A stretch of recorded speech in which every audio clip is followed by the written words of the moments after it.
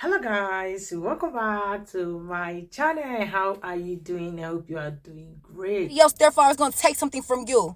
The self-hate in our community is crazy and it's absurd, and it's like nobody talks about this shit. Let's start talking about it. I feel like there's enough white creators who do a really good job at educating their own. When we gonna start doing that shit for ourselves? Because I feel like we are the only community that does not look out for one another. God rest Tyree Nichols' soul, but it always takes that one example. It always takes for something like this to happen for us to have the conversation. So let's do that. Let's not let this man's death be in vain. When we gonna start talking about the real tea, which is the self-hate in our community? It's crazy. It's crazy and it needs to change. So on a lovely day that was 420, I got permission to take the person who pays my bills' car to the Dollar General that was right up the street. I get to the Dollar General safely. I do not get back to his complex safely. Right before I'm about to turn in, I smack a pole. And I'm like, oh my God, what the heck? I get out of the car and I book it. Keep in mind, I don't have a license. I should not have been driving. This is completely my fault. I have to accept responsibility. But I did it. I was just a little stupid. So I book it to his house. I explain to him what happened. He's like, are you okay? I'm like, I'm scared as freak. It was near campus. So you have campus police. You have the city police. They're patrolling. We look outside. It's a cop. He is my brother cop. So I walk downstairs. I'm like, hi. He's like, hi. And I'm like, yeah. And he's like, is this your vehicle? And I'm like, yeah. And then he's like, so you hit and ran? And I'm like, hit and ran? No. I didn't do that. I'm right here. And he's like, yeah, you weren't here at the scene of the crime and you didn't call 911. And I'm like, I'm scared. So I'm freaking out. I'm not crying, but I'm in turmoil. My body's shaking. I feel like I'm about to go into panic because I'm like, what the hell? He's like, can I get your license? I'm like, no, I don't have one. He's like, okay, where's your state ID? I'm like, I don't have it. I left it at my mom's house because I was just at my mom's house that weekend. And he's just looking at me like, so at this point I'm scared. And I'm like, am I going to go to jail? And he's like, I don't know, maybe. And I'm like, what? I can't go to jail. I'm freaking out. So I sit on the, like little stoop or whatever that's outside, like near the grass or whatever. And I'm about to breathe, because I'm scared. Next thing I know, his next officer pulls up and he is of the Caucasus. And he walks up to me. He's like, are you okay? I'm like, yeah. I explained to him what happened. He goes, how old are you? And I'm like, 19. And then he says, I have a 19-year-old daughter. She does stupid stuff like this all the time. You're going to be okay. And I feel so much relief. You guys don't, I can't even explain it. I thought I was going to go to jail. Now, would it have been my fault if I went to jail? Oh, yeah. Don't drive without a license. Why would I do that? I was sitting there like, what is wrong with me? Where's my brain? Can I have a time machine? It was probably it was a scary moment. Not the scariest moment, but it was very scary. So I completely could understand what this creator was talking about. And I just felt like, yeah, that was probably my only experience with a cop. I mean, I've had with other people, but I'm talking about engaging with me. I did something wrong. I could potentially get booked for this. Like, it was crazy. But that was it. So shout out to Mr. Mans. And I know you was doing your job, but I ain't like it. Girl, same. Now set the scene. You ready? So it's me and my boyfriend. It's like 8 o'clock at night. We driving back home. At this point in time, it's COVID. I just got a new car. DMVs aren't open. Can't get no appointment. Don't have no tags on my car. Yada yada yada. But with that being said, I know how to move with not having tags on my car. So my daddy made me this license plate that said new purchase, something. Then I also had to keep my billing set on me. I had to make sure I kept my title in the car. And then the agreement that we had with the lady and everything. I even had a picture of her ID showing that she sold me the car and everything. So boom, we get pulled over. I'm already knowing it's because of my tag. So it's a Mexican man, it's a black man, it's a white man. The Mexican man is the one who came to my window. The black man is at the passenger window, and the white man is at the driver's back seat window. So, me and the Mexican man, we're discussing where I'm letting him know, new car, haven't got my tags yet. Here's the information, yada, yada, yada. Only thing I was missing was my driver's license. So I showed him a picture of it and everything, and that was that. So he takes my information because, they always got to go back to the car and do their little thing. So while the Mexican dude walks back to go check my information out and stuff, the black dude started talking his shit. Yeah, we really should make y'all walk and I'll tow this car because you're not supposed to be driving around with no tag. And I'm just like, you know how stupid you sound? Like, how else am I supposed to get from point A to point B? And you know damn well that the DMV is not open and nobody can get an appointment right now. And it's crazy because the police department of MPD, they have like this little statement page or whatever. And they even said that, like, if somebody, due to people not being able to get DMV appointments, there are certain things that they should be pulling people over for, especially if they can provide proof. So boom, whatever, the black dude goes back to go talk with the Mexican dude. And all you can do is just hear him talking his shit. I think we should tow the car. I think we should make them walk. Da da da da da da. Like, he's so pressed to just ruin our night. So then dude comes back to the door or whatever.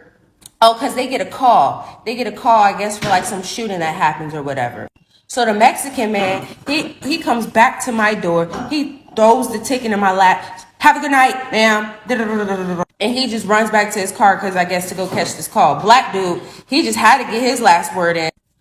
Should have told your damn car and made you walk. I'm like, shut the fuck up. At that point, it's not like he could do anything to me because y'all gotta go focus on somebody who just got shot. But yeah, it's always the black ones. Black on black crime is running rampant. It's out of control. They're unaliving each other left and right. These are all narratives that were shoved down our throats, like I believe in the early 1990s, right at the height of the crack epidemic, if you will. And it's just a load of crock because what they don't tell you is that it's proximity. Black people are more likely to commit crimes against black people. Facts. White people are also more likely to commit crimes against white people. Asians are more likely to commit crime against Asians. It is about proximity. And this particular issue with the police officers who unalived that innocent young man, 58% of the Memphis police force is black versus 9% of the United States police force. So that is about proximity. There are more black police officers in Memphis than there are in, say, where I live, which is in Lawrenceville, Georgia. It's probably like 3%. But it is about proximity. Of course, you're going to commit crimes. You are more likely, if you live in a hood, to go rob your neighbor next door because it's closer. You're not going all the way across town. That's just the reality of it. They just don't call it that. So I really hate when we as a people continue to push their narrative that was shoved down our throat. That is not a thing. You are most likely to commit crime against the person right next to you because they're closer, especially violent crime. So don't let that be a reason or an excuse. Black people love black people. Okay. I love my people. And I know that most of us do. So that's not a thing. That's not a thing. And this is no shade to that creator. It's just not a thing. Genuine question. When's the last time you shopped at a black-owned store on purpose? The video I stitched is great. It's actually about a broader topic. But something I've been fighting for every Christmas, every Black History Month, is for my friends and family to shop black. I personally have replaced a lot of everyday items in the household with items from black-owned companies. I use black-owned laundry detergent, my toothbrush, and my hair growth oil. Those are just a few items, right? There's so many more out there that I buy randomly in one-off situations. My question is, why is it so hard for our community to shop black? We complain about price, but then spend that same amount of money on fast food or at a Target. This is not to shame or shun anybody. This is to encourage you. It's actually really easy to shop black. And it feels really, really good, especially when you start getting the habit of doing that all the time. Let's show solidarity this month. Start shopping black. I'll post a list of things that I have. All right. First, I want you to go watch that video. Are you back? Good. All right. First, it was Italy. Then it was the UN. And now it's China calling the United States out about police brutality, specifically police brutality against African Americans. Now, when I was younger, there was a gospel song called Sweep Around Your Own Back Door Before You Try to Sweep Around. Now, I find it funny that our people in government will sit up here and talk about communist countries and how bad they are and, you know, how wrong they're doing, but yet they tend to not look at their own back doors. Glass houses, maybe? I don't know. Sweep around, y'all. Y'all need to sweep around. So she's 100% correct, and I really hope that you guys go and look at her whole video because she stated complete facts. I couldn't have said it any better. And honestly, there's something I want to add to that. Like this betrayal between the Black community towards themselves has been from way back. It started from since the time of slavery. Like everybody likes to talk about how the white man made them a slave. But in reality, who sold you to the white man? Your own. A Black person, an African person sold you to the white man. I just wanted to go ahead and piggyback off of her video real quick. Please go watch her whole video because she spoke nothing but facts, right? Two, don't mind my hair. I've had a hat on all day. Okay, look past it. As somebody who grew up in a predominantly Black city of Memphis, I grew up in Memphis. I moved to Memphis when I was in 6th grade. I'm originally from Detroit, Michigan. So all my life, up until the last 2 years, I have been in predominantly Black cities, correct?